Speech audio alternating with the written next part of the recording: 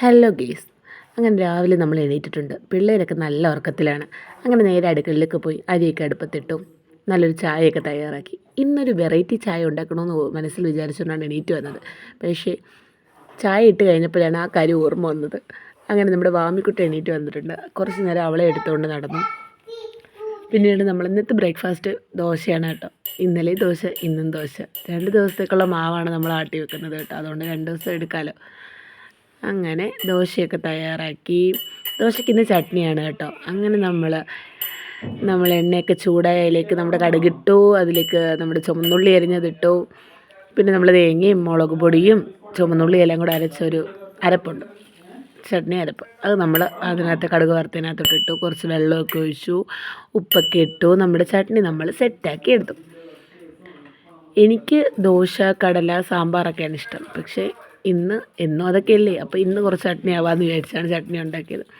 ഉച്ചക്കത്തേക്കുള്ള കോവയ്ക്ക് കഴുകി വൃത്തിയാക്കി വെച്ചു. വാമിക്കുട്ടിക്ക് വേണ്ടി മുട്ട പുഴുങ്ങിയതും ദോശയും ഒക്കെ തയ്യാറാക്കി അവൾക്കത് കൊണ്ട് കൊടുത്തു. പിന്നെ വൈരിക്കുട്ടനും വാമിക്കുട്ടിയും കൂടെ നല്ല കളിയിലാണ് റൂമിലിരുന്ന്. അങ്ങനെ അവർ കളിപ്പാട്ടമൊക്കെ വെച്ച് കളിച്ചുകൊണ്ടിരുന്നു.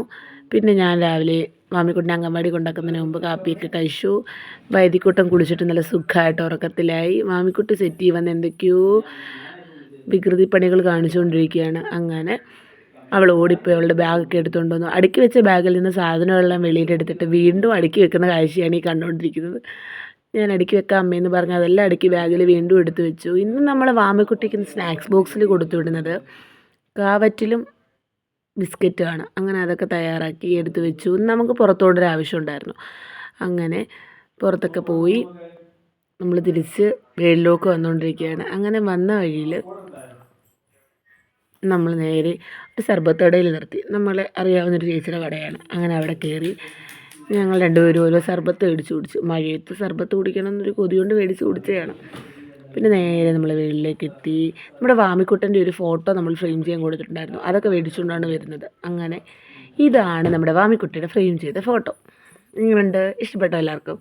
പിന്നെ വൈദിക്കുട്ടൻ ഉറക്കമൊക്കെ എണീറ്റു, ഉച്ചയുറക്കമൊക്കെ കഴിഞ്ഞ് എണീറ്റു. അങ്ങനെ നമ്മുടെ വാമിക്കുട്ടി അംഗൻവാടിയിൽ നിന്ന് തിരിച്ചു വന്നിട്ടുണ്ട്. നല്ല മഴയും കാറ്റും ഒക്കെ ആയിരുന്നു ഇവിടെ.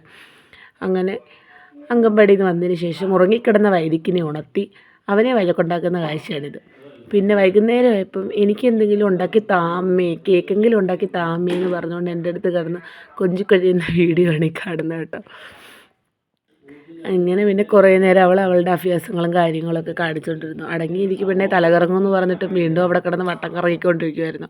അപ്പോൾ ഇന്ന് ഇത്രയേ ഉള്ളൂ നമ്മുടെ